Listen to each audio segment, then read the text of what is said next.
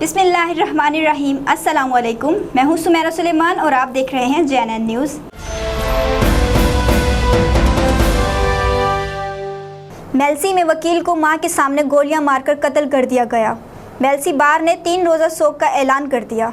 तफसीलात जानते हैं कारी खालिद की इस रिपोर्ट में।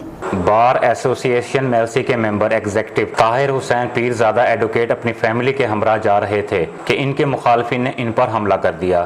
फायरिंग से ताहिर हुसैन पीरजादा मौके पर जाँ बहक हो गए। इनकी वालदा मौजज़ाना तौर पर महफूज रहीं। बार एसोसिएशन मेल्सी ने 3 दिन शोक मनाने का ऐलान किया है। थाना सदर मेल्सी ने मौके पर पहुंचकर कार्रवाई शुरू कर दी। कैमरा टीम के साथ कारी खालिद, JNN न्यूज़ मेल्सी। बहुत शुक्रिया कारी खालिद तफसीलात से आगाह करने के लिए। मजीद खबरों और अपडेट्स के लिए देखते रहिए JNN न्यूज़।